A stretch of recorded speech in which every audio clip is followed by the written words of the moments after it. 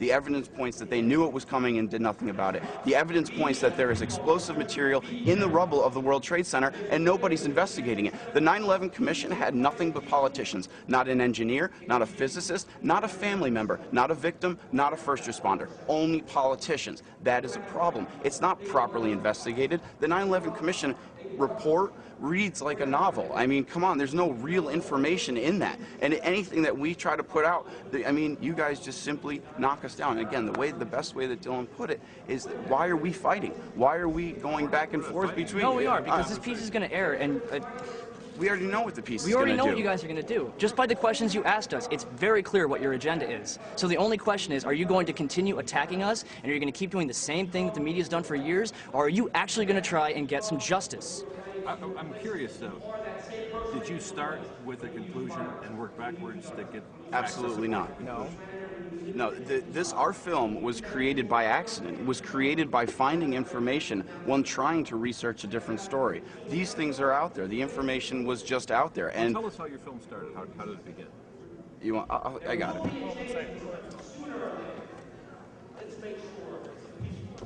Good emotion.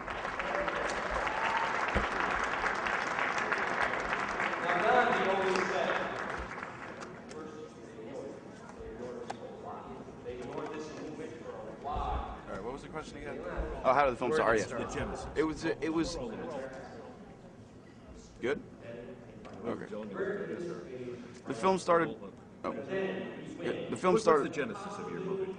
The film started by accident. It essentially was Dylan writing a script about 3 kids that were trying to make a change, that they knew something and were trying to let the public know about it. In doing so, just simply researching the events of 9/11, the information became apparent that there's other angles, there's other things that could have happened. Did you start off trying to make a fictional film? We did start off trying to make a fictional film, yes, and it transpired into finding the information that we did. And again, I didn't believe this when I first, I was in the military. My first day of basic training was September 11th. I was gung ho. I was go to war, let's get the terrorists. But with the overwhelming amount of evidence that I've seen that's come across my desk, it's very hard to just to digest the 9/11 Commission report. And again, whatever is out there, the science is irrefutable. I feel. Where are you guys going with this? What do you think you're going to accomplish with this? We've already accomplished more than we ever tried to accomplish. All we wanted to do was how many people have seen your film? Hundreds of millions of people. It's been translated into over 20 languages. It's hit every corner of the earth because of Google and YouTube. And people come after us and they say, well, how could you make a documentary? How could you benefit from the death of other people? The only difference between us and ABC News, you guys made a documentary about 9/11 as well, is that we give it away for free. We ask people to copy it, distribute it, and that's our opinion. So it's gone viral. It went viral and back. Yeah, absolutely. I mean, it has its own life, and we're not trying to accomplish anything else. At this point, I'm going to college. Dylan's trying to take off and do the things in the video industry his own way. He's shooting music videos. I'm trying to get my college degree. We've moved on with our lives, and we come to these events to support the people that are actually doing the work. This is actually the first time we've been to a conference together in over 6 months. I mean, maybe longer, because again, I mean, we did our job. We made the movie. It's out there. It's not the job of the young filmmakers anymore. It's the job of ABC News to actually investigate 9/11 and actually try to get some accountability. What do you think about the fact that someone like John Patrick Bedell, who shares some of these beliefs, tries walking into the Pentagon loaded with ammunition and is shot by Pentagon? Well, first of all, we don't know exactly what he believed. We know that the news said that he might have been a truther, but that's it. That's all we know. I don't support violence. It's that simple. And you? I think it's very interesting what's happened in this case, and I don't know, like Dylan said, I don't know his beliefs or whether he was a real truther or not, but what's interesting is I've heard 9/11 truth more in the last 7 days on the news, or the last couple days in the news, than I have in the last 7 years. So what? Because what they're trying to do is they're trying to already equate us with this man and trying to say that the 9/11 truth movement is a militia, gun-toting, anti-government conspiracy theory. That couldn't be anything farther from the truth. I'm a constitutionalist. I want the Constitution back to the way it was. Freedom of speech and everything like that. There should be nothing else held out against the American people. I mean, Cindy Sheehan is here. What more do you need to know? I don't know what that has to do with anything. Well, because Cindy Sheehan supports the 9/11 Truth Movement, and I think Cindy Sheehan is pretty obviously anti-violence. Look, we're a peaceful movement, and just because someone picks up a gun and shoots people and the news decides to say, hey, he was a truther, that doesn't suddenly mean all of us are ready to pick up guns.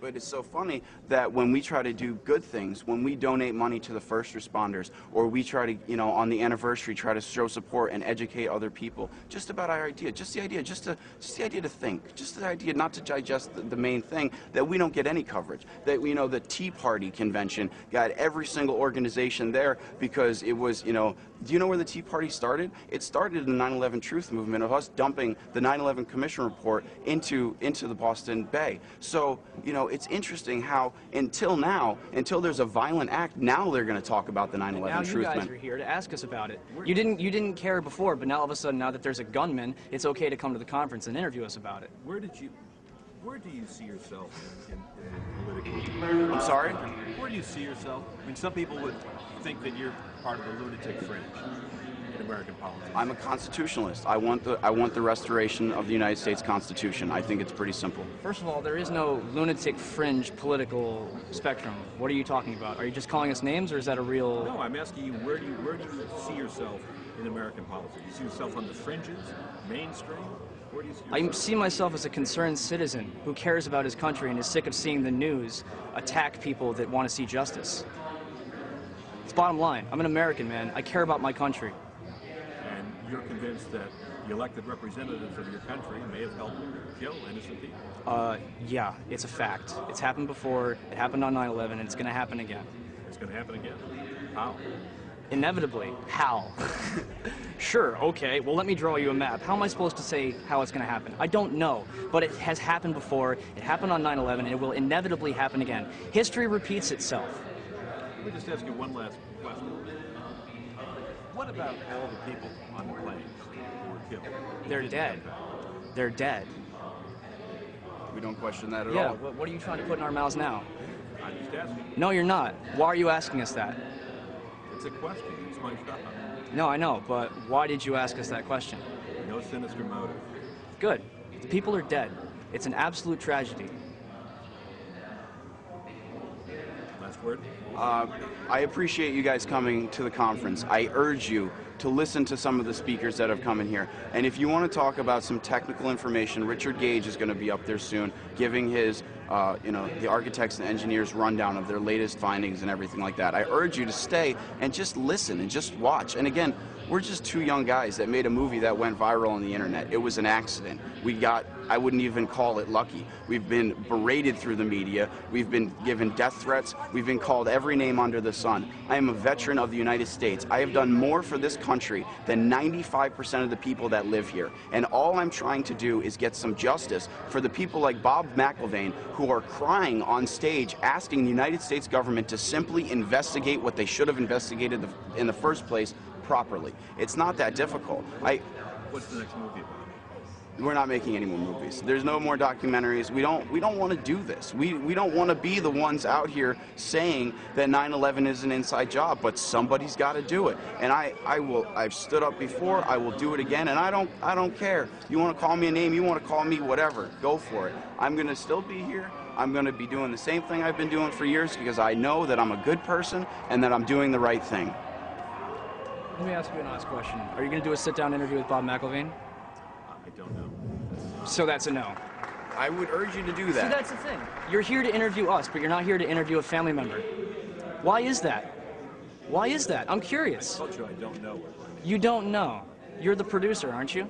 No, I'm the reporter. You're the reporter? Well, why can't you at least sit down with Bob McIlvaine and interview him just for the hell of it? I'm not sure. I would urge you to.